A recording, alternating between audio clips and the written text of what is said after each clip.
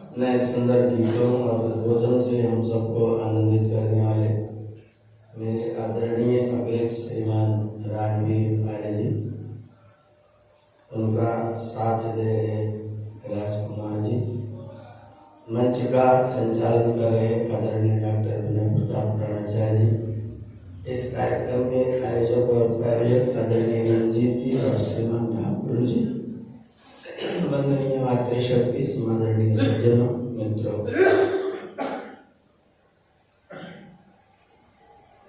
किसी का जीवन दर्शन इसलिए सुनाया जाता है कि हम उसके जीवन दर्शन से अपने जीवन के लिए मार्गदर्शन प्राप्त कर सकें। किसी के जीवन की कथा इसलिए सुनाई जाती है कि उसके जीवन के साथ हम अपने जीवन को मिला सकें। अगर हम अपने जीवन को नहीं मिलाते और उनके जीवन दर्शन से अपना कुछ जीवन दर्शन प्राप्त नहीं करते तो फिर मेरी दृष्टि में सब कहानियां सुनाना, कथाएं सुनाना बेकार की चीज होती है। फिर मेरी दृष्टि में उस जीवन चरित्र को सुनाने की कोई जरूरत नहीं। लल्ला ऐसे पैदा हुआ, लल्ला ऐसे खेला, ठुमुक चलत रामचंद्र बाजत पे जनिया। हमें क्या करें? हमें क्या करना चाहिए? घुंघराल लटे लटके ऊपर कुंडल बोल कपोलन की, न्यौछावर प्राण करें तुलसी बलिजाम लला इन बोलन की। इसमें क्या हमें क्या करना चाहिए? अगर हमें उससे कुछ प्राप्त नहीं हो रहा है तो फिर हमें उन कहानियों को सुनाने का कोई मतलब? जो हम कथाएं सुनते हैं, जो हम किसी का जीवन चरित्र देखते हैं, सुनते हैं, जानते हैं, उन जीवन चरित्रों से अपने जीवन के लिए अगर हम कोई शिक्षा ग्रहण नहीं करते तो मेरी दृष्टि में उस जीवन चरित्र का कुछ भी लाभ नहीं है। कथाएं होती सप्ताह सप्ताह भर की, भगवान कृष्ण का पूरा जीवन चरित्र सुना दिया जाता है। मुझे आश्चर्य लगता है कि कृष्ण का जीवन चरित्र 7 दिन के भागवत के सप्ताह में जिस कृष्ण का जीवन चरित्र सुनाया जाता है, उस कृष्ण के सबसे मुख्य कार्य गीता की कोई चर्चा नहीं होती। कृष्ण भगवान का सबसे मुख्य कार्य क्या है? बंसी बजाना, गोवर्धन उठाना, रास रचाना या फिर गीता का उपदेश करना, जीवन का दर्शन देना।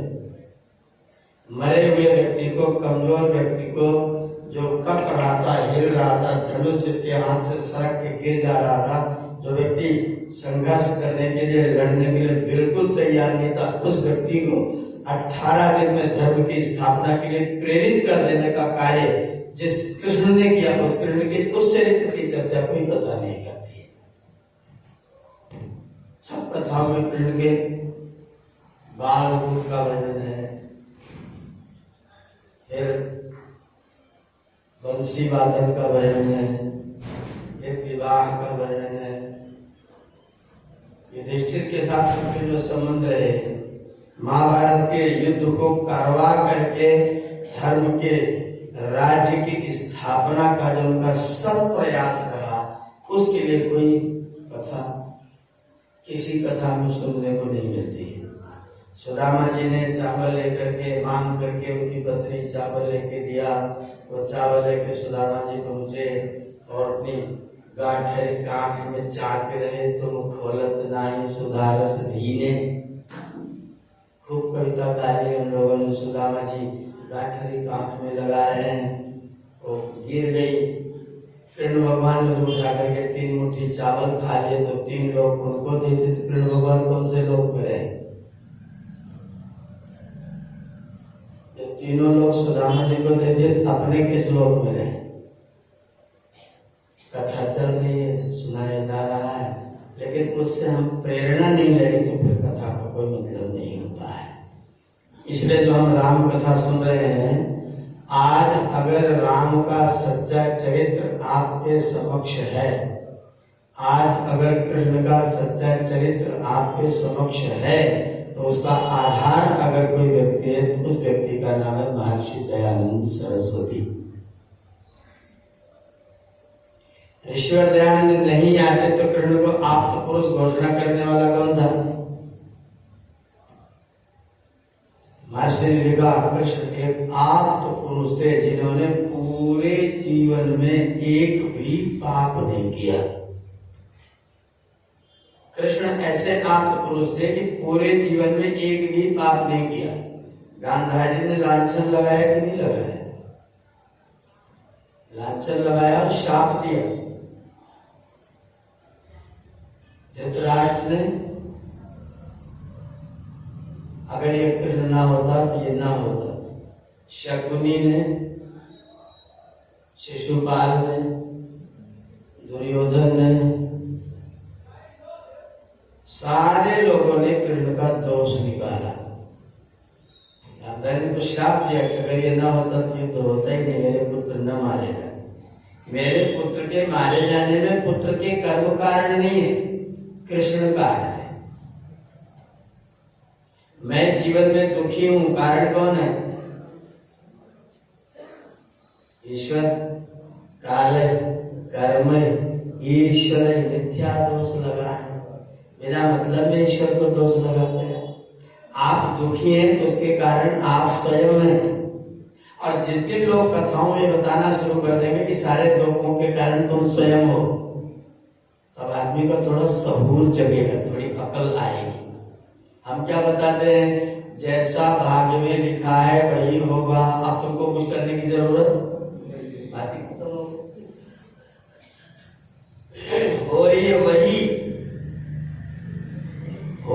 वही जो राम रच रहा वो कई तर्क बढ़ावत शाखा। ये कथा क्यों कह रहा है भैया तू? अगर वही होगा जो राम ने रचा, तेरी कथा का मतलब क्या है? तू काय के लिए भोग कर रहा है? वही जनता खड़ी हो जाओ, बोले बाबा जी खड़े हो जाओ, आज के बाद तुम्हारा कोई सत्संग नहीं चलेगा। अगर तुम तर्क करके शाखा को नहीं बढ़ाते, होगा वही जो राम ने रचा, तो तुम काय को कथा, काय सत्संग, काय गंगा स्नान, किस लिए? होगा वही जो राम ने रचा है, तो फिर आप किस लिए कर रहे हैं? कुछ नहीं। आपके कर्मों से आपके आगामी जीवनों का सुधार होता है। आपके जन्म के कर्म से पिछले कर्मों के भाग्य की पूंजी जो आपकी दुखात्मक थी, उसमें और ज्यादा नया जुड़ता जाता है और आप भविष्य में और ज्यादा दुखी होने की जुगाड़ सोचते रहते हैं।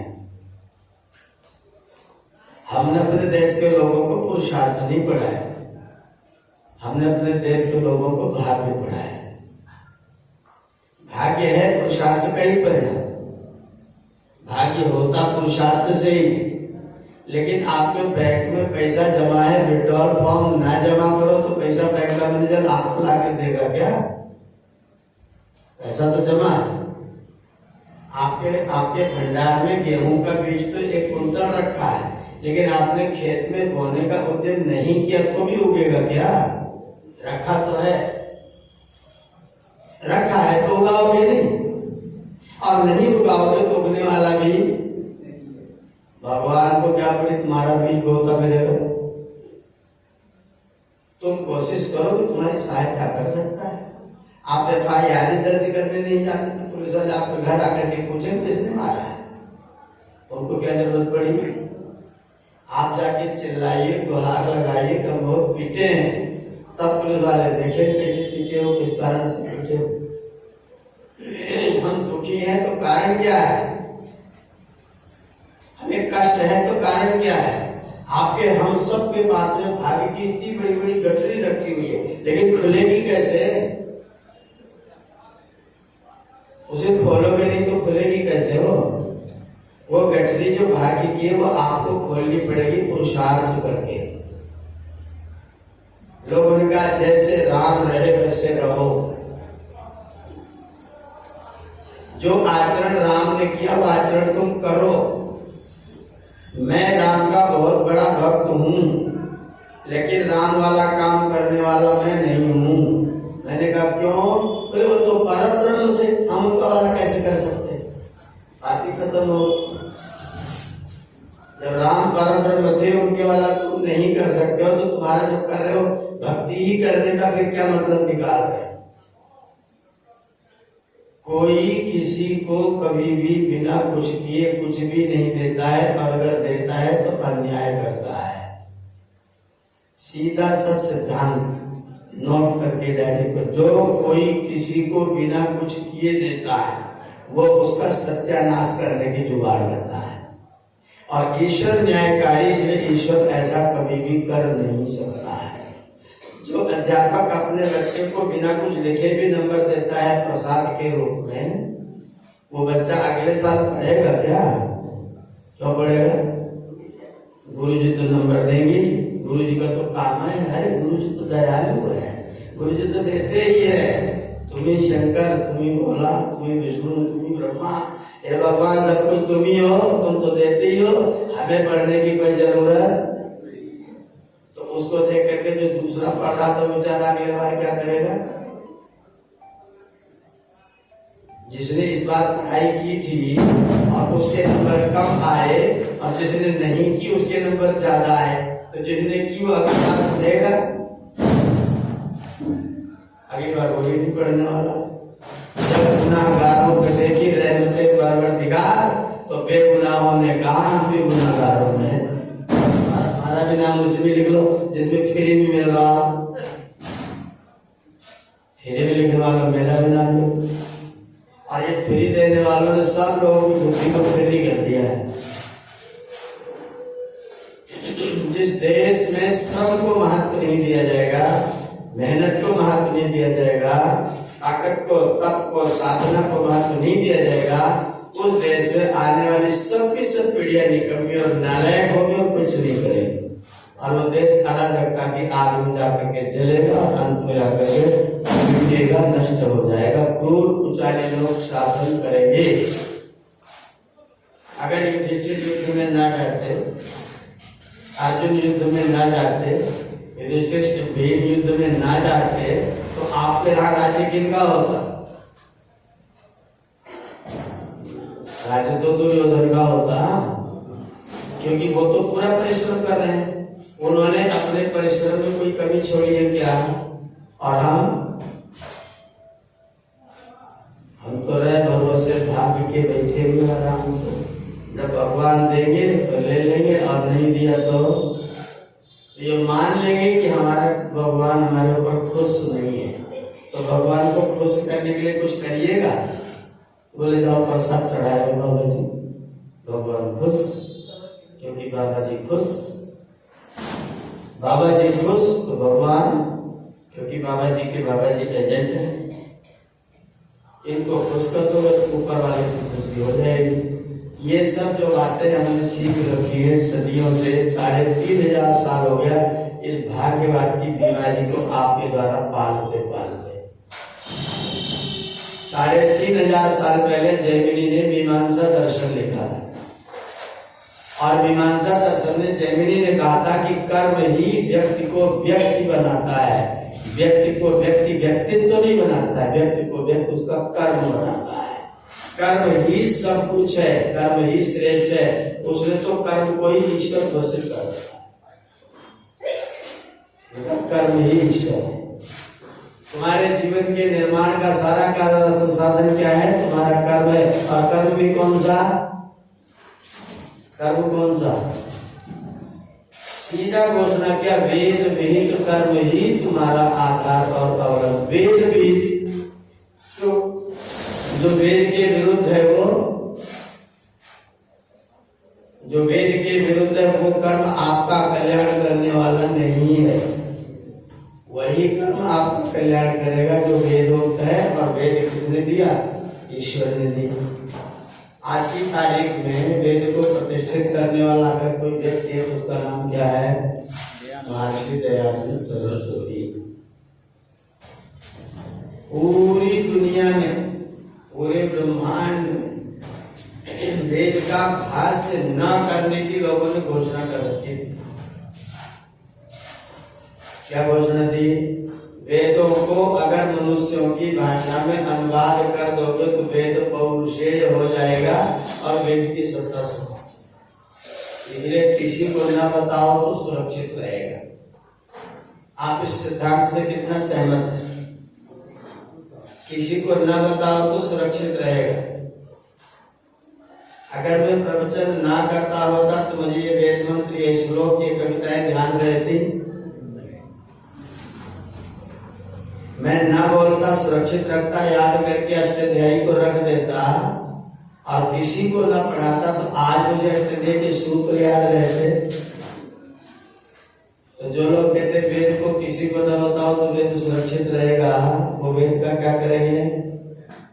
उन लोगों ने 1127 वेद की शाखाओं को लुप्त कर दिया, खत्म कर दिया। सब की सब खत्म हो गई। कितनी थी? 1127। 27 में से 14 मिलती हैं रोज। 1113 शाखाएं न देने वालों ने लुप्त कर दिया, समाप्त हो गई, अब वो उपलब्ध नहीं है। किसी को नहीं देना चाहिए, महिलाओं को तो खास तौर पर नहीं देना। महिला को देंगे तो महिला अपने पुत्र को देगी तो पुत्र ज्यादा अच्छा करेगा ना। कन्वर्टिंग का जो सिस्टम है, परिवर्तन का जो क्रम है, पहली बार ज्यादा अच्छा होता है, दूसरी बार है? जर्सी से शाहीवाल लेना हो तो पहली बार में हो जाएगा, दूसरी बार में हो। पहले जर्सी की बच्चियां लीजिए, फिर बच्चिया की जो बच्चियां आएगी तीसरे नंबर वाली, वो आपको सही शाहीवाल मिलेगी, तीसरी पीढ़ी। तो माँ को नहीं दोगे तो बाप के पास, पुत्र के पास, बच्चों के पास कहां से जाए? हमने मना कर दिया, महिलाओं को देने की जरूरत नहीं, और महिलाओं ने मान भी लिया। आश्चर्य ये होता है कि महिलाओं ने मान भी लिया। भोजन रखा हुआ है, हमने कहा तुमको लेने का अधिकार नहीं है, तो तुम चिल्लाए नहीं, रोए नहीं, तुम चले गए, चलो ठीक है, पहले है ही नहीं, फिर बात ही खत्म। ऐसी भी कैसी बुद्धि भाई? अगर रखा है तो ले ले, क्यों नहीं? अगर है और अच्छा है, तुम कहते हो अच्छा है, तो फिर मेरे लिए अच्छा क्यों नहीं? अगर कोई चीज पुरुष के लिए अच्छी है तो महिला के लिए अच्छी नहीं, और भी कोई खाने पीने की चीज नहीं, जानने की चीज। और जान प्राप्त करना जीवात्मा का धर्म है, स्त्री पुरुष शरीर का कोई धर्म नहीं। ज्ञान शरीर का धर्म नहीं है। ज्ञान किसका धर्म है? ज्ञान जीवात्मा का धर्म है। और जीवात्मा कौन सा लिंग है? स्त्री है कि पुरुष है? ऐसे लोग हुए हैं तो शांति मजहब के लोग, वो सरेआम महिलाओं को ही अपने यहाँ रखते हैं, उनको ब्रह्मा कुमारी बनाते हैं, महिलाओं को अपने यहाँ रख करके ब्रह्मा कुमारी बनाते हैं, और ये बताते हैं कि जो एक बार महिला बन गई वो महिला ही रहेगी, बदलने का कोई चांस नहीं। महिला ने पूछा, हमने कौन सा पाप किया कि हमको महिला बनना पड़ा? कौन सा पाप किसके कारण से महिला को महिला बनना पड़ा। अगर ये प्रश्न ठीक है तो फिर मुझे आश्चर्य हो। पाप के कारण से कोई महिला महिला नहीं बनती, पाप के कारण से कोई पुरुष पुरुष नहीं बनता। शरीर हमको प्राप्त होता है वासना के कारण से। जैसी जैसी जिसकी जिसकी जिसमें वासना होती है उसको उसको परमात्मा वैसा वैसा शरीर मिल करके प्रदान करते हैं। अगर इस जन्म में आप पुरुष हैं और आपकी वासना स्त्रियों में ही लगी हुई है, उन्हीं का खाना पीना चलना सुनना देखना, उनके बाल उनकी चाल अगर तुम देख रहे हो तो अगले जन्म में परमात्मा तुमको वही बना करके वही भेज देंगे। जाओ, तुमको बहुत अच्छा लगता है, रहो। वासनाएं व्यक्ति को शरीर प्रदान करती। तुम्हारा सारा दर्शन चिल्ला चिल्ला के कह रहा है आपकी वासना किस चीज में है, आपका अनुराग किस में है, आपका फोकस किस चीज पर है। जिस पर आपका फोकस होगा ईश्वर बहुत दयालु है, आपको वैसा उठा करके प्रदान कर देगा। आप फोकस किस पर करते हैं? ज्ञान पर, धन पर, बल पर, विद्या पर, किस पर आपका फोकस है? अगर आपका फोकस शरीर पर है तो परमात्मा आपको हाथी बनाए कि मनुष्य बनाए? अरे मनुष्य कई गुना बड़ा हाथी होता है, तो फोकस शरीर पर तो परमात्मा आपको हाथी बनाते, बड़ा सा शरीर लेके घूमना आराम से। क्या संकट? फोकस मानव के तन में आने के बाद आपकी दृष्टि ज्ञान पर होनी चाहिए। स्त्री के शरीर में जीवात्मा है कि पुरुष के शरीर में जीवात्मा है, जिस किसी शरीर में जीवात्मा है, जीवात्मा का लक्ष्य होना चाहिए कर्तव्य को निष्काम भाव से करो और आगे की दृष्टि ज्ञान वाली रखो। आप गाड़ी चलाते हैं तो क्या करते हैं? बगल से जो निकलता है उसके साथ गाड़ी खड़ी करके झगड़ा करते हैं, क्या करते हैं? आगे जाने देते हैं, उसको इग्नोर करके आगे निकलते हैं ना। तो आपने अपने कर्म को निष्काम भाव से करके, ईश्वर ने मुझको नारी बनाया। नारी का कर्तव्य क्या है? नारी का कर्तव्य है परिवार को ठीक बनाना। मैंने अपने परिवार को पुत्र पुत्री के विवाह पर्यंत जितना मुझसे बन सकता था मैंने बना दिया। अपने आप नहीं, ईश्वर ने जैसा मुझसे करवाया मैंने वो कर्म कर दिया। अब मुझे स्त्री ही रहने की जरूरत है क्या? मैं आत्मा कब रहूंगा? अब मैंने स्त्री वाला काम कर दिया, अब मैं आत्मा वाला काम करूंगा। नित्य कम से कम 6 घंटे, 24 घंटे होते हैं, तो 1/4 टाइम किसके लिए? मैं आपको बता रहा हूं और यथार्थ बोल रहा हूं, वेद आदि सब शास्त्रों के प्रमाण से बोल रहा हूं। जो व्यक्ति 50 वर्ष की उम्र के बाद, ध्यान दीजिए, जो व्यक्ति 50 वर्ष की उम्र के बाद 24 में से 1/4 का समय पढ़ने पढ़ाने स्वाध्याय करने सत्संग करने में नहीं देता, वो व्यक्ति अपने जन्म का सत्यानाश करने की जुगाड़ कर रहा है। 50 साल के बाद, 50 साल से पहले आप अपने कर्तव्य में और ज्यादा लिप्त रह सकते हैं। 50 साल से पहले कम से कम 2 घंटा, 1 घंटा सुबह 1 घंटा शाम ईश्वर के कार्य, और 50 साल के बाद कम से कम दोनों में 3-3 घंटा ईश्वर के कार्य। बाकी टाइम पर आप कोई कार्य कर लीजिए, करते रहिए, लेकिन 6 घंटा 1/4 टाइम आपको ईश्वर के कार्य के लिए अवश्य सौंप देना चाहिए। अगर नहीं देंगे तो अगले जन्म में मानवता प्रफुल्लित नहीं होगी। ऋषिदानंद आए, उसी मंदिर में चित्र आपके सामने लगा हुआ है, नीचे देखिए, बाबूजी के पीछे लोग बढ़िया खाना खा रहे हैं।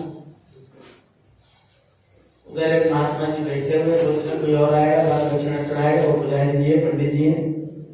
बगल में महाराज जी घुमाए रहे, उधर वाले में टेढ़ी गर्दन किए हैं। एक जने मुख में उंगली डाल करके देख रहे, ये क्या हो रहा है, ये क्या हो रहा है। तो सब उतने लोग, 50 लोग जो मंदिर में 100 लोग बैठे थे, उन 50-100 लोग मंदिर बैठे हुए लोगों में एक ही व्यक्ति को आश्चर्य क्यों हो रहा है, सबको क्यों नहीं हो रहा है? अपने को बलिदान करने की प्रेरणा भगत भगत सिंह के पास है, राम प्रसाद बिस्मिल के पास है, और लोगों के पास क्यों नहीं? जो लोग अंग्रेजों की चाय पी रहे थे मेमो के हाथ से, जो लोग अंग्रेजों की मेमो के हाथ से चाय पी रहे थे, उन लोगों के मन में बलिदान देने का भाव क्यों नहीं आ रहा था? आप क्या मानते हैं? जिसने पूर्व जन्म में जैसा जैसा कर्म किया था वैसी वैसी परमात्मा ने उसको बुद्धि, विचार, चेतना, प्रेरणा प्रदान की थी।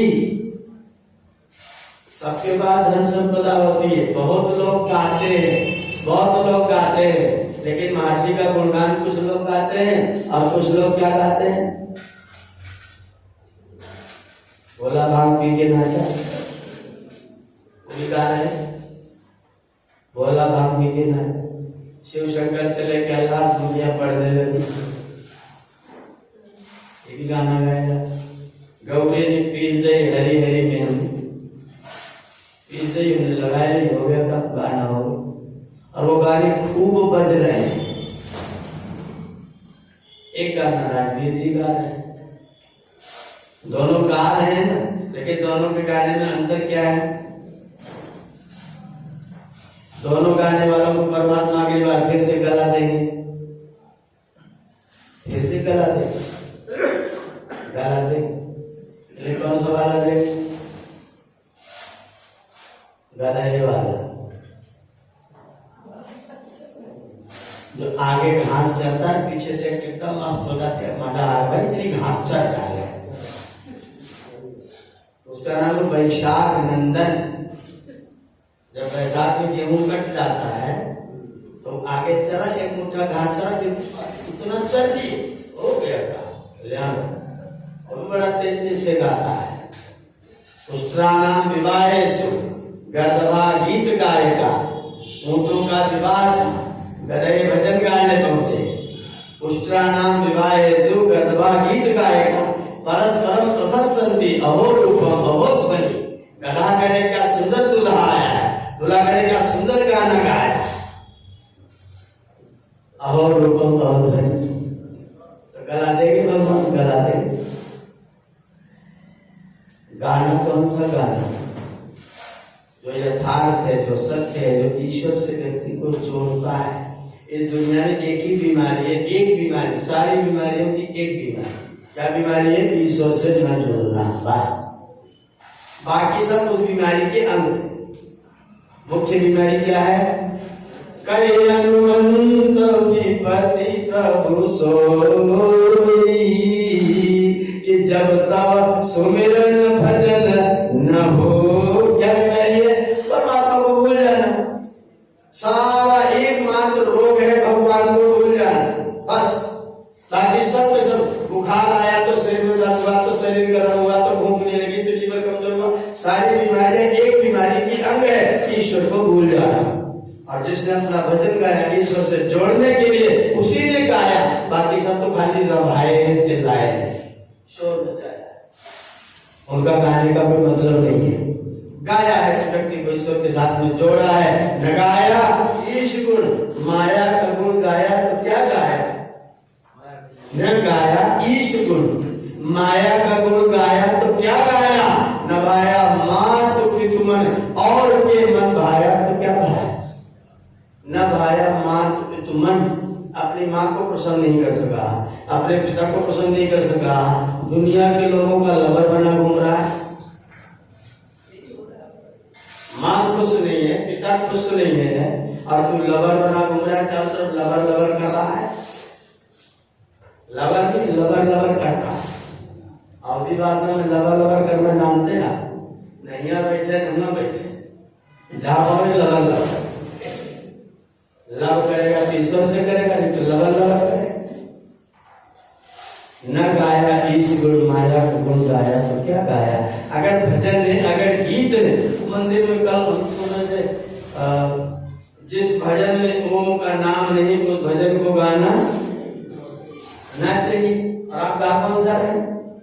ये भगवान का नाम, भगवान का यही नाम। भगवान का नाम लेना है तो भगवान के सच्चे गुणों का गान करिए, उस गुण का गान करिए जिससे आपके जीवन का कल्याण होता है। भगवान श्री राम ने माता सीता का सम्मान किया। भगवान श्री राम ने लक्ष्मण को अपने अनुचित तरह से प्यार किया। सिर जान पर रखे बैठे हुए दुखी जो जनत्यं वन बंधु बिछोहु, जो जनत्यं वन बंधु बिछोहु, तो पिता वचन मानत्यं नहीं हो। अगर मुझे पता होता कि वन में जाने पर बंधु से मेरा साथ छूट जाएगा तो कदाचित मैं पिताजी की बात को मना कर देता, पिताजी की आज्ञा को मैं ठुकरा देता। भाई के छूट जाने को मैं अपने पिताजी की आज्ञा को ठुकरा देता। जो राम ये कह रहे हैं उस राम का भक्त भाई से झगड़ा कर रहा है, उस राम के भक्त का मुकदमा चल रहा है। एक पत्नी का अपहरण हुआ, उस पत्नी को प्राप्त करने के लिए जो व्यक्ति एक राज्य के साथ जाकर के पूरा भिड़ जाता है, राज्य के साथ, और सेना अपने राज्य की लेकिन नहीं, वन में सेना बना, वन में रह करके वन में ही सेना बना करके और पूरे राज्य से भिड़ा रहता। पत्नी का सम्मान, पत्नी का आदर, पत्नी की सुरक्षा। और हम क्या कर रहे हैं? हम क्या कर रहे हैं? ये लवर लवर करने वाले लोग बड़े बड़े होटलों में जाते हैं, गाड़ी की चाबी यहाँ रख देते हैं और जिसके हाथ में जो चाबी आ जाए वो चाबी और पत्नी दोनों को साथ लेके चला जाए। ये आपकी संस्कृति हो रही है, यह हाल है। राम ने सजाता राज पिता के वचन काज, तुम तात मात बात धूल में मिलाते हो।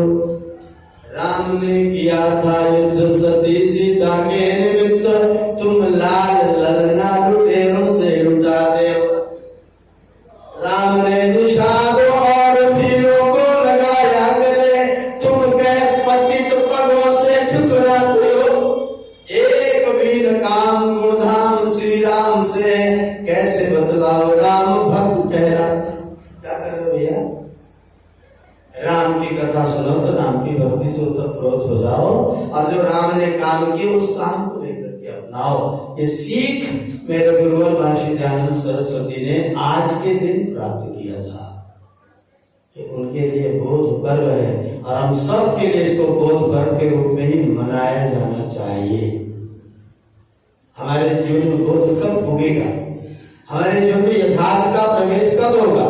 हमारा जीवन कब जगेगा? जब हम सत्य को स्वीकार करना प्रारंभ करेंगे, जब हम असत्य से अपना पल्ला झाड़ेंगे और सत्य को अपनी शरण बनाएंगे। वो दिन कब आएगा हमारे जीवन में? तो झटका हमको कब लगेगा? लोग पढ़ाने से कम सीखे, ठोकरों से नहीं सीखे।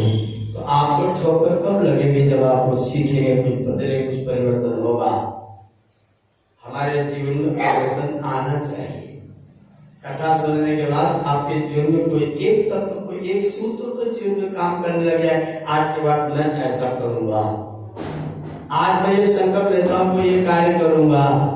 मैं कुछ नहीं करूंगा तो एक लाइन रोज पढ़ने का संकल्प लूंगा, स्वाध्याय का मैं रोज का संकल्प लूंगा। और मुझे अगर 6 घंटा पढ़ना चाहिए तो मैं कई सारी क्लासें ऑनलाइन मोबाइल पर बैठे बैठे बाकायदा क्लास जुड़ जाइए, प्रेम से पढ़ते रहिए। हम तो सुबह 5 बजे पढ़ाते हैं, शाम को 4 बजे 5 बजे फिर पढ़ाते हैं, कोई रात को 3 को पढ़ना चाहे फिर पढ़ाते हैं, जब पढ़े तब पढ़ाते हैं। आज भी पूरे दिन पढ़ाते हैं।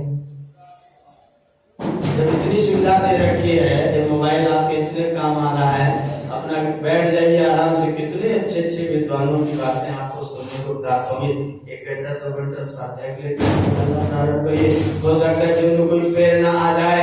एक सज्जन मुझसे बोले, बेटे जी सुनते तो बहुत है, पढ़ते तो बहुत है, पर याद नहीं होता। पढ़ते तो बहुत है, सुनते भी बहुत है, लेकिन याद नहीं होता। मैंने कहा याद करना किसका काम है? याद करना किसका काम है? ब्रेन का। और ध्यान रखना किसका काम है? माइंड का। ध्यान कौन रखता है? माइंड। याद कौन करता है? ब्रेन। पैसा आपने बैंक में जमा करते हो तो सुरक्षित कौन करता है? ट्रेजर।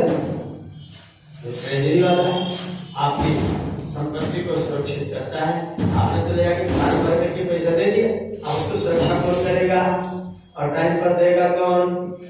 तो आपका काम ब्रेन वाला काम है और ट्रेजरर का काम उसको सुरक्षित करना है। और ट्रेजरर जो है वो कोई पुराना नहीं होता, जमा करने वाला पुराना होता है, जो सुरक्षित करता है वो पुराना नहीं होता। ये बड़ी कृपा है परमात्मा। हमारा चित्त कभी भी पुराना नहीं होता, बूढ़ा नहीं होता, बूढ़ा नहीं होता। और हमारा ब्रेन बचपन में कम होता है, फिर धीरे धीरे बढ़ता जाता है, उसकी क्षमता, उसका विकास होता जाता है। और फिर जब 50 साल प्लस होते हैं तो फिर धीरे धीरे उसकी जो नसें होती हैं वो थोड़ी थोड़ी कमजोर होना शुरू कर देती हैं। उनको अगर तेज करना हो तो बैठ के सवेरे कम से कम 15 मिनट उद्गीत प्राणायाम किया करो।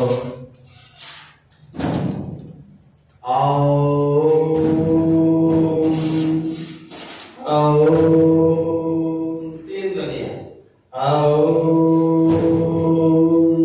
जितना लंबा कर सको उतना लंबा 15 मिनट कम से कम उद्गीत प्राणायाम करो।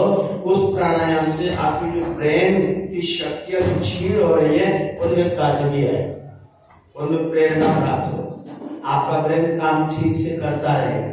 मंत्रों का उच्चारण करो, ओम का उच्चारण करो, भ्रामरी प्राणायाम करो, उद्गीत प्राणायाम करो, चेतना शक्ति काम करेगी। और ठीक ठाक रखना हो तो ब्राह्मी घृत खाओ, सारस्वतारिष्ट पियो, सारस्वत चूर्ण खाओ, आपका ब्रेन ठीक काम करता रहेगा। तमाम औषधियां आयुर्वेद में हैं, ब्राह्मी घृत का सेवन गाय के दूध में डाल करके सेवन करिए, मस्तिष्क ऊर्जावान रहेगा, चेतनावान रहेगा। बादाम, सौंफ और सफेद गोल मिर्च का चूर्ण बना लीजिए, 1 चम्मच फाँक के उसको गर्म पानी या दूध से पी लीजिए, ब्रेन ठीक काम करता रहेगा। ब्रेन का काम होता है याद करना और माइंड का काम होता है सुरक्षित रखना। उसको हमारे यहाँ कहा गया अंतःकरण, और ये बाहर का है बाह्यकरण। बाह्यकरण तो शरीर छूटने के बाद जाकर के अग्नि में जला दिया जाता है, लेकिन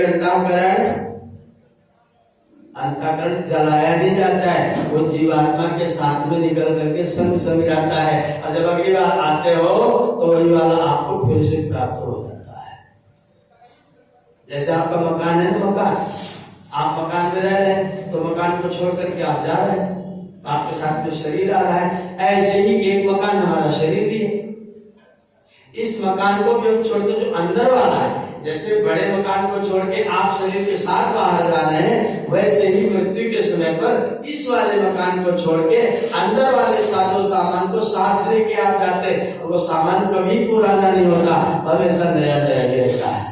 बच्चा जब बचपन में होता है तो एकदम बचपन में 2 महीने का, 3 महीने का, 1 महीने का, जिस दिन पहले तीसरे चौथे दिन अपने बच्चे को लेटा देना, सुला देना और ध्यान से चुपचाप वहीं बैठ के उसके चेहरे की आकृति वीडियो बनाते रहे।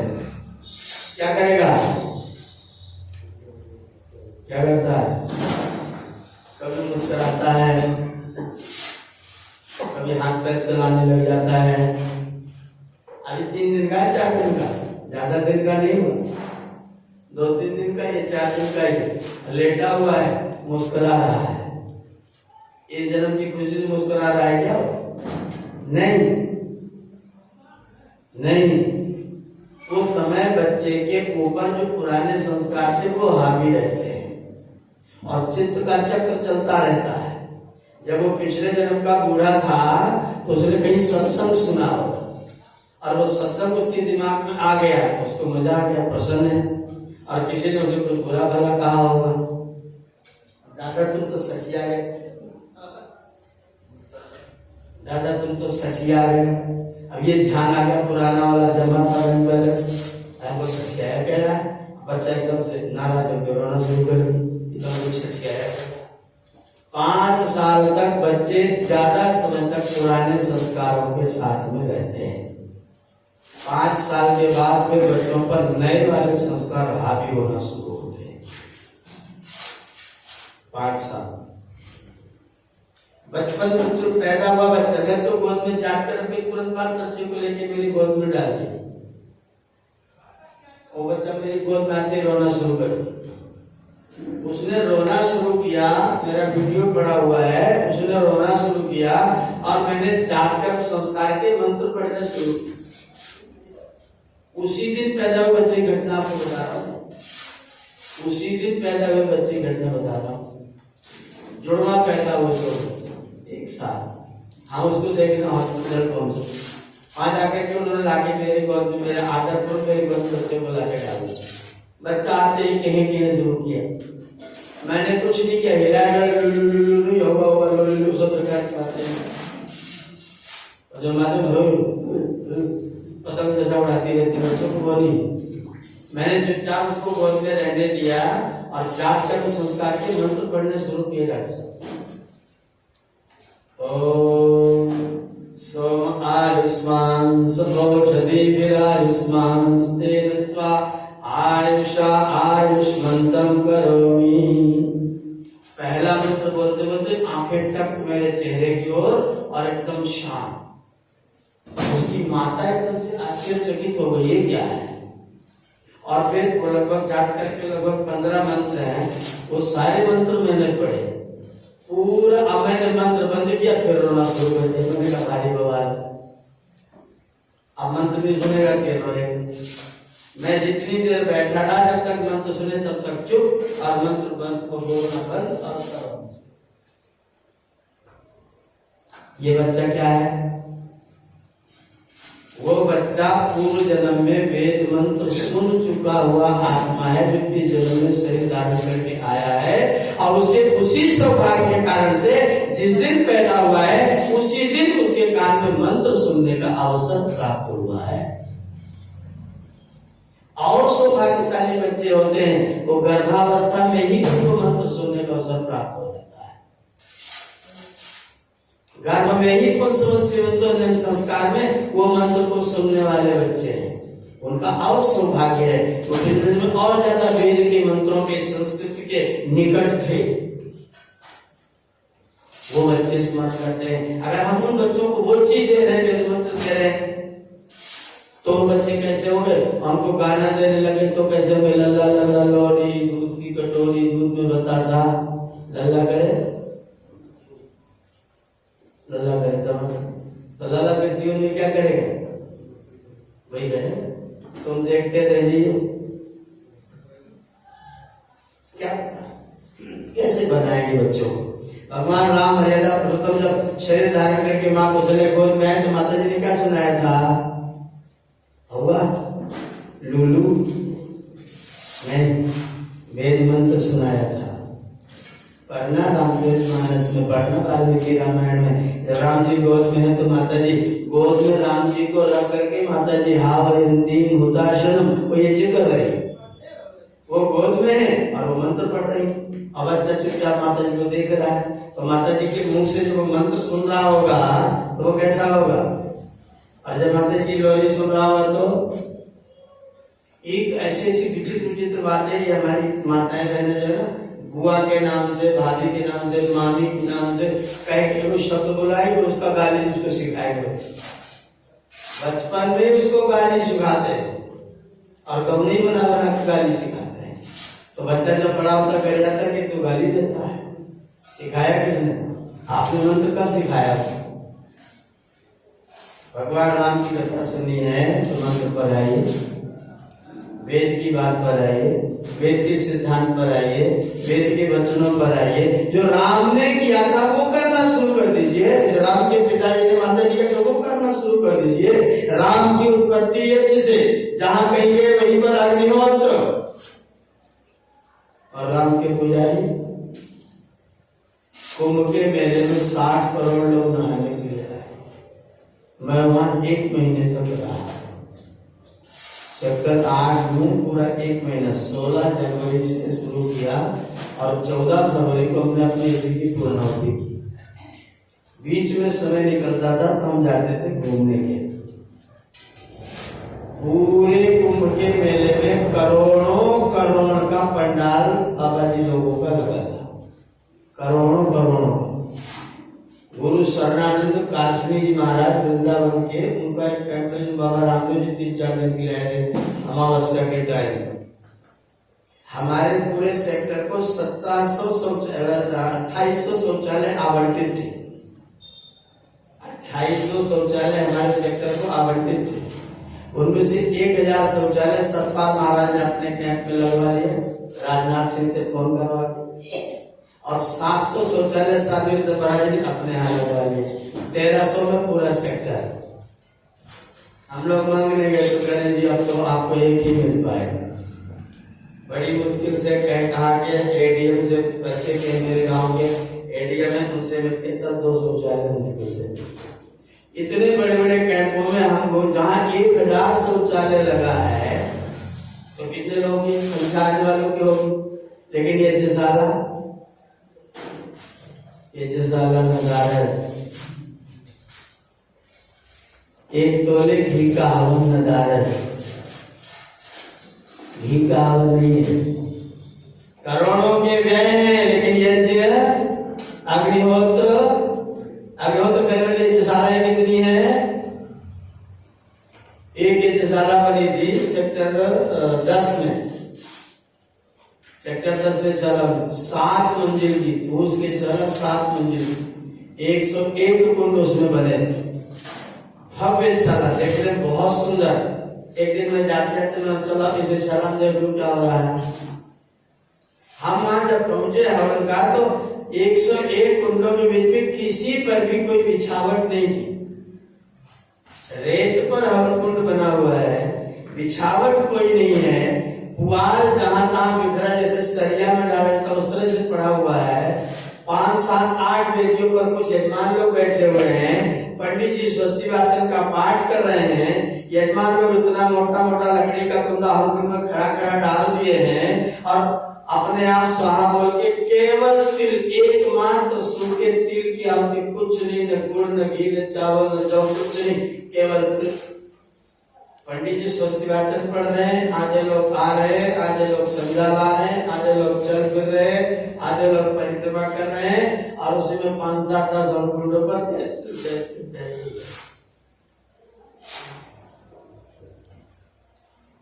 राम के भक्त हैं। राम राम राम राम राम राम खूब जप हो रहा है, लेकिन राम का जप करने के बाद राम का काम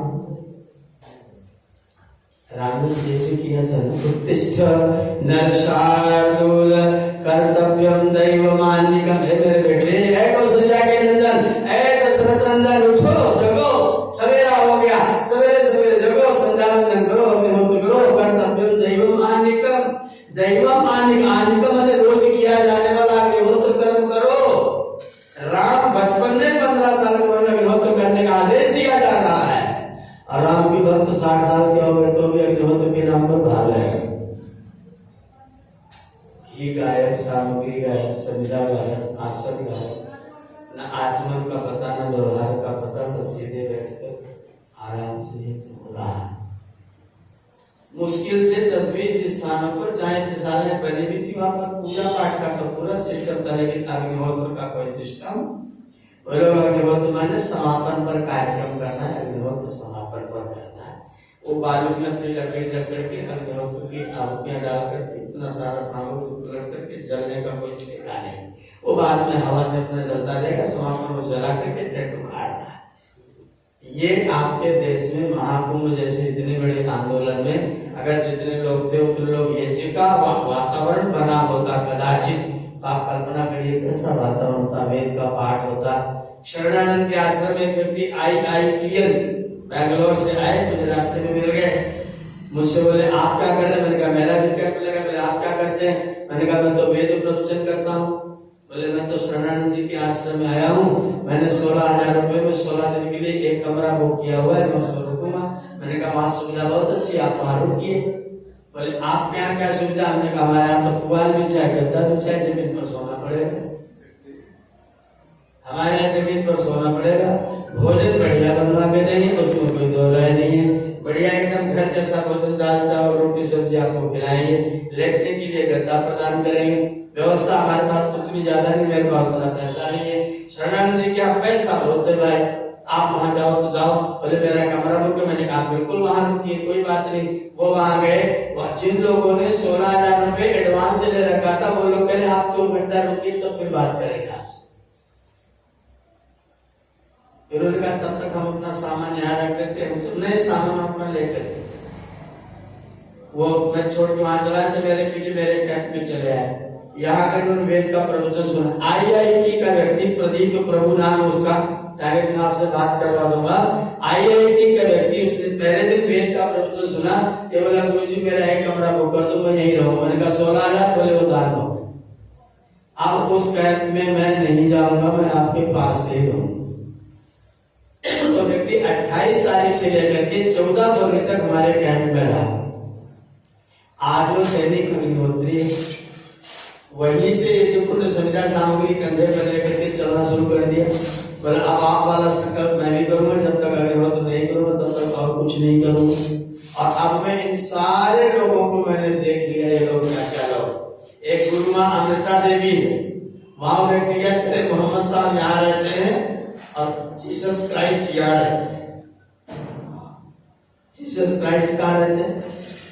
गुरु अमृता माँ, अमृता माँ है, गुरु है, सनातनी हिंदुओं की गुरु अम्मा है वो। और मेरी बाई तरफ मोहम्मद साहब है, दाएं तरफ हृदय में जीसस क्राइस्ट है। यहाँ पर बहुत खुशी है। प्रदीप प्रभु ने अम्मा से पूछा, माता जी ये मोहम्मद के यहाँ के घुसेड़ बकरा घुसेड़ देगा लाते, बोले तुम्हारे समाज में तो नहीं जाते, सीधा छूटते। बोले नहीं आज समाज में तो नहीं गए, लेकिन एक वेद के विद्वान गुरु से मेरी भेंट हो गई। बोले तो तुम यहाँ से निकल जाओ, तुम्हारे लिए यहाँ कुछ नहीं है, हमें पैसा लेना है। पैसा सबको एक साथ बता दो, सब दाल भात सबको खिला दो तो पैसा मिलेगा। अब दाल अलग भात अलग करके पैसा नहीं मिलेगा। सही से बता दिया तो पैसा, और सबको लपेट रखो तो तू भी ठीक तो पैसा रहेगा। तो भैया तू यहाँ से तो जा। वो मेरे पास आया, बोला गुरुजी मेरी इच्छा होती है उसका सिर फोड़ दूं, अपना सिर फोड़ लूं। जिनको हम आदर करते हैं, जिनको धन दान करते हैं, जिनके साथ व्यवहार करते हैं, वह हमारा पैसा लेकर के किसको प्रतिष्ठित कर रहे हैं? जीसस मेरे हृदय में है तो परमात्मा कहाँ रहेगा? अगर जीसस मेरे हृदय में है तो परमात्मा कहाँ रहेगा? और तू गुरु अमृता में किसका प्रचार कर रही है? हृदय में ईश्वर का निवास नहीं होगा, जीसस का होगा। अगर यही शिक्षा तो तुम प्रचार कर रहे हो धर्म का, सनातन का, टेंट इतना बड़ा कमाल का, हवर के नाम पर 0, मोहम्मद और जीसस खोपड़ी में समाया हुआ है। ऐसी स्थिति आपके समाज में है। इसलिए मैं बार बार कहता हूं कि आपको क्लियर करना पड़ेगा, स्पष्ट होना पड़ेगा, सत्य को स्वीकार करना पड़ेगा, और जो यथार्थ है उसे आपको स्वीकार करना पड़ेगा। अन्यथा तो भेड़ चाल के लिए तो सर्वत्र खुला स्थान है। आप जो करिए, लेकिन जो करिए विचार पूर्वक करिए, चिंतन पूर्वक करिए। हम मनुष्य हैं, और मनुष्य का मतलब क्या है? मनुष्य माने क्या है? मत्वा कर्माणि सिद्ध्यति, जो मनन करके ही कर्मों को करता है। भोजन सामने आया, क्या खाने के लायक है क्या नहीं है। अगर आप बिना विचारे खाते हैं तो मनुष्य की गाय है, गाय सूंघ के खाती है, घास चलते चलते इतनी दूर की घास छोड़ दिया, मनु की रस्सी पर खींची, उसी पर टिका दिया उसका सिर, उन्होंने मुड़ का फिर ऊपर मुंह कर लिया। उन्होंने क्यों नहीं खा रही? खोज भी क्या पता लगा उस पर गोबर पड़ा हुआ है।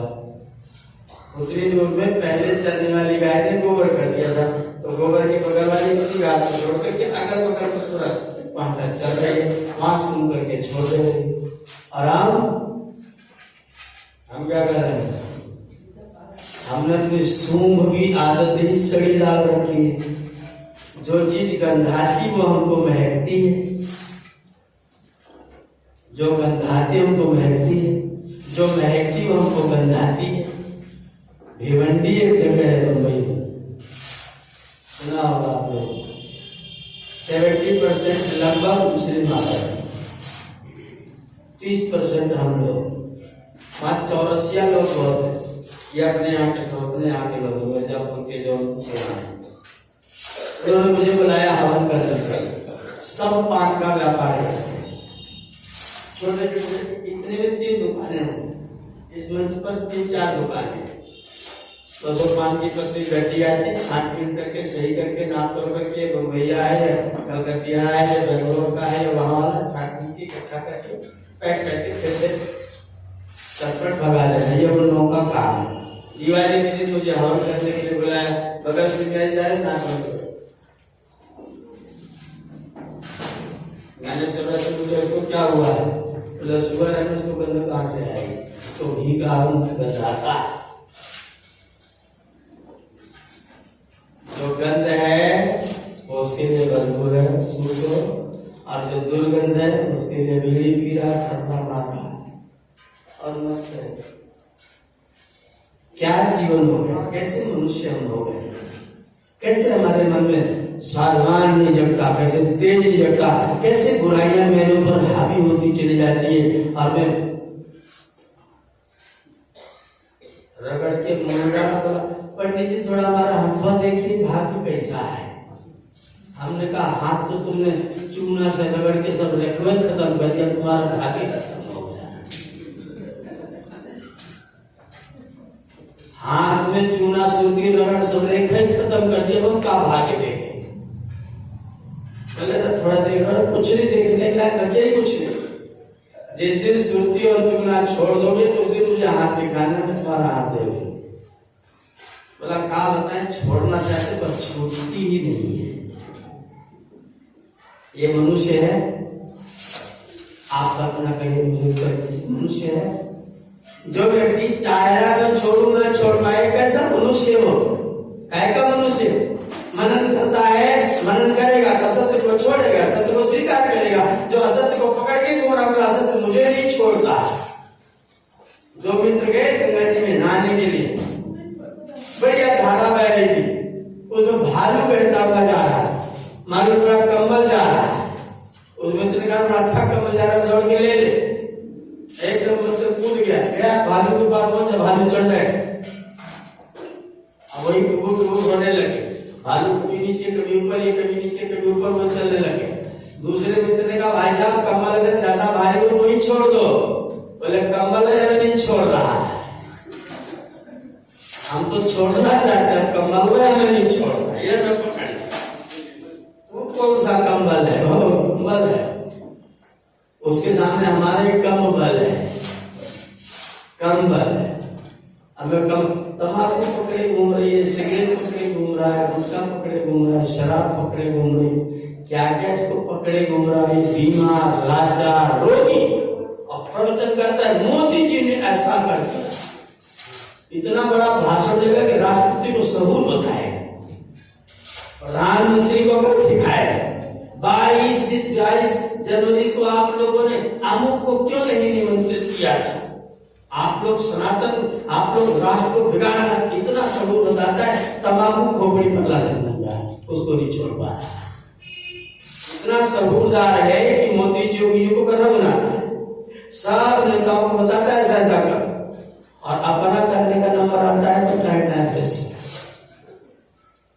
सत्संग सुनने के बाद आपके मन में चेतना, ये प्रकाश आना चाहिए कि मेरे जीवन की एक बुराई को धीरे से छोड़ूंगा।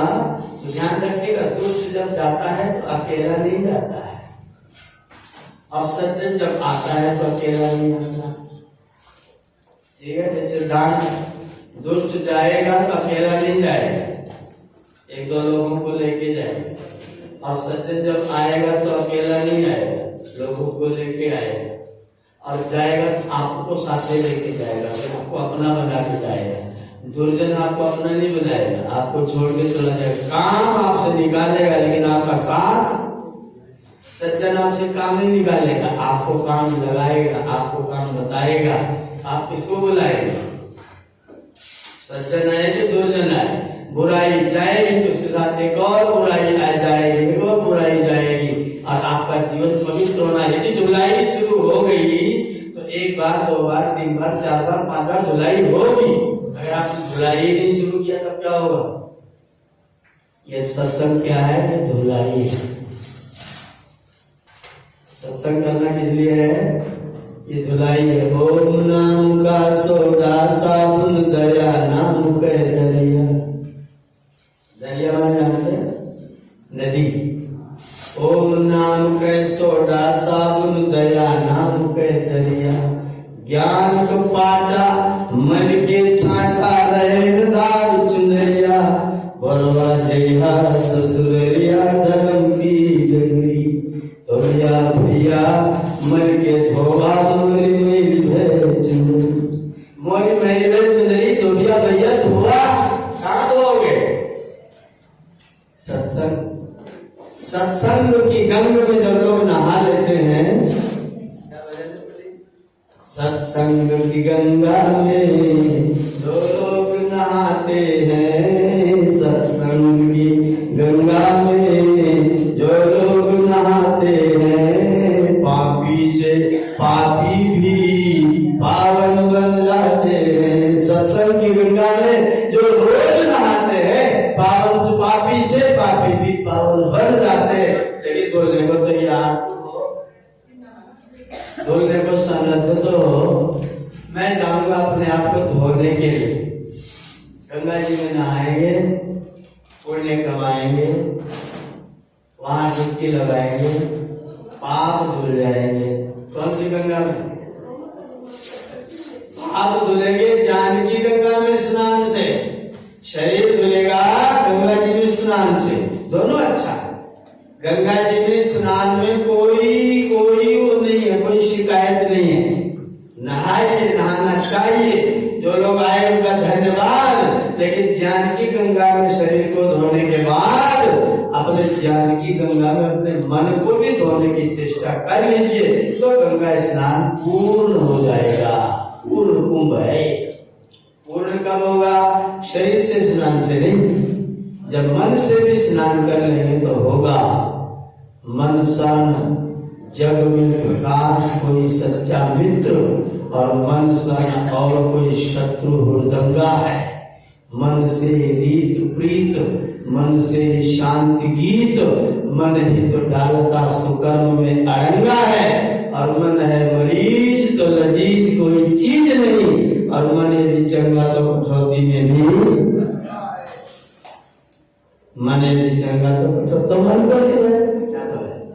तन को धोया मल कर, ये सब भजन को याद, मुझे भजन याद नहीं। तन को मल कर धोया, लेकिन मन को माला फेरत जुग भया, हिरान मन का फेर, कर का मन का डाल, मन का फेर, कर का मन का डाल दे, मन का फेर। अगर मन का फेरेगा तो जीवन में परिवर्तन तो आएगा, बदलाव आएगा। ये बदलाव परमात्मा ने मानव का तन आपको ऐसा ही रहने के लिए नहीं दिया है। ईश्वर ने आपको मानव का तन ऐसा ही रहने के लिए नहीं दिया। ये मानो कि मुझे परमात्मा ने मनुष्य के तन में भेजा, माने मुझे विद्यालय में भर्ती किया। अब जो व्यक्ति मनुष्य के तन में आके विद्यालय में भर्ती हो गया, वो व्यक्ति जब पढ़ के निकले तो कैसा निकले? वैसे सागा का गाएगा तो ये करेगा पढ़ता हो कि कुछ आगे कमल भी पढ़ता हो, और कमल और कमला में भेद भी करता हो। अगर नहीं निकलता तो आया किस लिए था? मानव के तन में प्रभु ने भेजा है तो आपको परिवर्तित करने के लिए भेजा है, बदलने के लिए भेजा है। इसलिए बदलो अपने आप।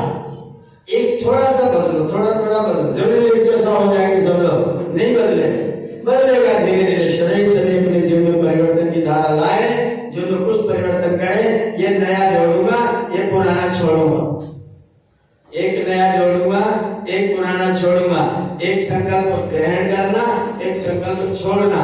असत्य के ग्रहण करने, असत्य के त्यागने और सत्य के ग्रहण करने में सर्वदा उद्यत ऋषभ ने क्या समझाया? सत्य को ग्रहण करने और असत्य को।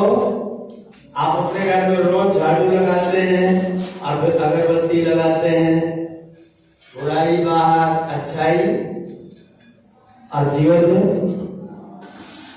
घर में लगाते थे, जीवन में लगाते, जीवन में अगर के चक्कर में पड़े रहते। अगर में पता नहीं क्या सत्संग तो 8 दिन का है, आपका दिन थोड़े कर लेंगे, कल कर लेंगे, आज कोई बात नहीं। आज जो बातें होंगी वो कल पता नहीं होंगी कि नहीं होंगी, इसलिए अवसर निकाल करके व्यक्ति को सत्संग करना चाहिए, क्योंकि चित्त में जो संस्कार एक बार प्रविष्ट हो जाता है वो चित्त में संचित हो जाता है, और वही संचित संस्कार अगले जन्म में जब आएंगे ऐसा माहौल परमात्मा आपको प्रदान करेंगे जब आप सत्संग कर सकेंगे। नहीं तो सौभाग्य नहीं मिलता, सत्संग करने का मौका ही नहीं मिलता। ऐसे जहाँ ऐसी जगह पैदा हो जाओगे जहाँ सत्संग करने का मौका, ईसाइयों के यहाँ परमात्मा ने पैदा कर दिया तो क्या सत्संग करोगे? चर्च में जाओ, दीपक जलाओ, अगरबत्ती जलाओ, हाथ ऊपर उठाओ और क्या बोलो? Oh God we are sinners forgive us, हे भगवान हम पापी हैं, हमको माफ कर दो। ये निकाह पाप से छुड़ा दो। ये प्रार्थना नहीं किया परमात्मा मुझको पाप से छुड़ा दो, तो बोला मैं पापी हूँ मुझे माफ कर दो, मैंने पाप करने से मत छुड़ा देना, पाप मैं फिर करूंगा। ये क्या प्रार्थना हुई? अरे जो तू अपराध करता उस अपराध से अपने आप को वंचित करने की प्रार्थना क्यों नहीं कर रहा है? ए गुरुजी मैंने गलती किया मुझे माफ कर दो, मैंने गलती कल भी करूंगा। ये नहीं कर, आज का जो गलती ना हो ऐसी भी प्रेरणा दे, आपके भय से, आपकी प्रेरणा से, आपके उपदेश से मैं गलती करने से वंचित हो जाऊं, ऐसे कोई जुगाड़ बता दो। अगर ये जुगाड़ आप नहीं बोलते तो आपकी प्रार्थना है पूरी प्रार्थना झूठी मूठी प्रार्थना। और कहता मैं तो बड़ा भाई बड़ा धार्मिक, हर रविवार को चर्च में जाता हूँ और बाहर निकल के सिर्फ गोश्त खा करके घर चला जाता हूँ। किसी प्राणी का हत्या किया हुआ कब्रिस्तान बना के पेट को रख दिया और वहां जाकर प्रार्थना कर रहा, मैं माफ कर देना, बाहर निकल के फिर वही कर रहा है। हमारी प्रार्थनाओं में क्या? विश्वान देव, हे प्रभु, भीख करके प्रार्थना करें, विश्वान देव, हे प्रभु। महर्षि का सबसे प्रिय मंत्र है, जहां जो कुछ लिखा है पहला मंत्र विश्वान देव ही लिखा, वेद भाषा के हर अध्याय पर विश्वान देव, इतना प्रिय मंत्र स्वामी जी को था। विश्वान देव, हे देव, हे सविता, हे मेरे हृदय में प्रेरणा की ज्योत जलाने वाले ज्योतिष्मान मेरे परमेश्वर, विश्वानी दुरितानी परास्वा, मेरे दुर्गुणों को दूर करिए, मेरे दुर्व्यसनों को दूर करिए, मेरे दुखों को दूर करिए। क्षमा मत करिए, क्षमा करोगे नहीं हमको पता है, नहीं वो दंड देता है, माफ करता है, नहीं वो दंड देता है, नहीं वो माफ करता है, वो तो न्यायाधीश से प्यारे बस इंसाफ करता है। दंड और माफी नहीं, वो केवल इंसाफ करता है। इसलिए उसके पास जाओ तो क्या बोलना?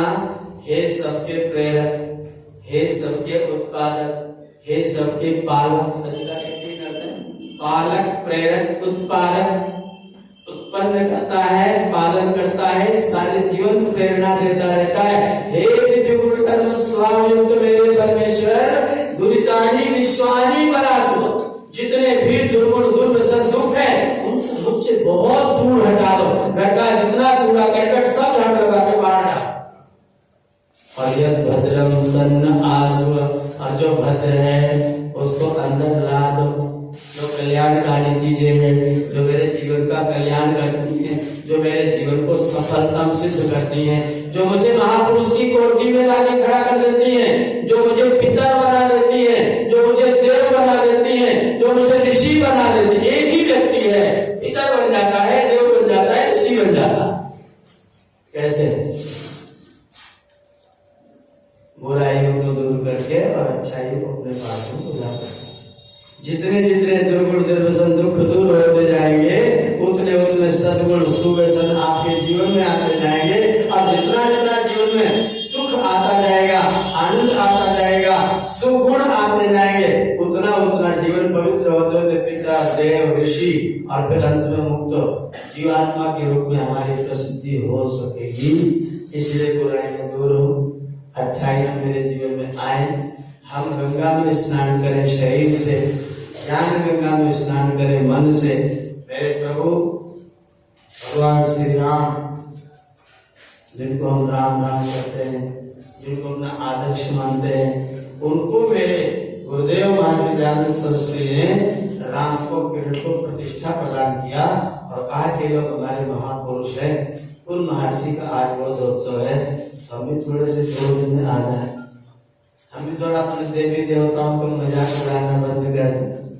शंकर भगवान रात धूल लपेटे गाड़ी पर कहीं बैठे जुलूस निकल रहा होगा, उल्टा सीधा नाच रहे होंगे और गाना क्या बज रहा होगा, मैंने तुझे चुन लिया तू भी मुझे चुन। बज रहा है गाना, शंकर भगवान नाच रहे हैं। इतना दुख होता है, इतनी वेदना होती, टीस होती है, टीस घाव मालूम पड़ता है मेरे शरीर में हो गया। मेरे देवी देवताओं का इस तरह का तिरस्कार अपमान। मेरा देवता सड़कों पर नाचता, कटोरा हाथ में पकड़ा दिया उसके। अरे वो भोले भंडारी था, सबको देने वाला, तुमने उसका हाथ में कटोरा दे दिया। सत्यानाश नहीं हुआ तुम्हारा, मरे नहीं, तुम जिंदा हो। जिस शंकर भगवान को हम भोले भंडारी कहते हैं, आशुतोष तुम अवघड़ दानी, आशुतोष तुम अवघड़ दानी, जिस शिव को हम कहते हैं उसी शिव को मैंने कटोरा पकड़ा दिया। ले बेटा चंदा मांगते फिरना, शर्म नहीं आती, संकोच नहीं होता है। महर्षि कुछ बात सुन क्रोध आता, गुस्सा, और इसलिए कड़े शब्दों में, कठोर शब्दों में कहा, जिन लोगों ने पुराण रचा वो गर्भ में मैं क्यों नहीं गए। ये शब्द स्वामी जी की। जिन लोगों ने मेरे देवी देवताओं का ऐसे तिरस्कार किया, उपहास उड़ाया, वो गर्भ में ही क्यों नहीं मर गए, जिंदा क्यों रहे हो। हमारे देवी देवताओं का सम्मान आपके मन में हो। ये जो स्वांग रह जाते हैं ना, लाल लाल सिंदूर पूरे में लपेट लिया, पूंछ लपेटा बांध दिया, लंगोटा बांध लिया, कूदता फिर रहा है, सबसे पैसा मांगता करता आते हो। मेरे हनुमान जी मांगते हैं क्या? मांगता है कि दाता है? अरे जिसकी तुम पूजा करते हो तुम ममता बनाते हो। जो पूजा पूज्य पात्र है उसको तुम ममता बनाओगे कि पूज्य पात्र का सम्मान करोगे? वो सबको देने वाला है। राम जैसे व्यक्तित्व की सहायता करने वाला, तुम मम प्रिय भरते सब भाई, जिसको राम ने अपना भाई बताया, तुमने उसको ममता बनाया, भले तो तुम राम की पुजारी हो। कमाल हो गया, आश्चर्य लगता है कैसे बुद्धि का दिवालिया निकला हुआ है। अपनी बुद्धि को बुद्ध बनाइए, अपनी बुद्धि को बोध में लाइए, अपनी बुद्धि को ज्ञान में लाइए। महापुरुषों को तिरस्कृत मत करिए, महापुरुषों के तिरस्कार को रोकिए। वो मेरे सम्मान के, श्रद्धा के, आदर के, प्रेम के पात्र है। हमका बहुत बहुत बहुत लोग कहते तुम उनका आदर नहीं करते, वो भिखारी बना कर हम आदर करते हैं और उनकी पूजा कर तुम आदर तुम मानते ही। उल्टा उल्टा चोर कोतवाल को डांटे, ये स्थिति बना रखी है। हम उनको आदर पूर्वक, श्रद्धा पूर्वक, मेरे देव हैं, हम उनका आदर करते हैं, सम्मान करते हैं, मेरे पूजनीय, मेरे मार्गदर्शक हैं। हम उनको अपने तरीके में न लेकर के आए, चाहने गवाने से स्वांग रचाने से हमारे देवों का तिरस्कार होता है और वो हम लोगों को बर्दाश्त नहीं होता है, सहन नहीं होता है। तो मैं निवेदन करना चाहता हूँ कि शिव को सच्चे स्वरूप में समझ करके आप उनका आदर करें। हम लोग रोज प्रार्थना दोनों समय करते हैं, नमः शंभवाय च मयो भवाय च, नमः शंकराय च मयस्कराय च, नमः शिवाय च शिवतराय च। हम शिव शिवतर परमात्मा के प्रति नित्य प्रातः सायं उसको नमस्कार अभिवादन करते हैं, हम उनकी पूजा करते हैं। और जिनको हम पूजते हैं आप उनका तिरस्कार अगर प्रत्यक्ष करवाते हैं तो फिर आप में अच्छे नहीं लगते हैं, फिर आप अपने आप को अच्छा समझते हैं पर आप में अच्छे लगते नहीं है। इसलिए सावधान सावधान अपने पर्वों को मनाएं। और जिस महर्षि दयानंद सरस्वती ने आज के दिन बोध प्राप्त करके और हम लोगों के जीवन में सुंदर मार्गदर्शन प्रेरित किया है, उस महर्षि के प्रति मैं अपने सादर श्रद्धासुमन समर्पित करता हुआ अपनी वाणी को विरमित करता हूँ। आप सबका बहुत बहुत धन्यवाद। ओम शांति।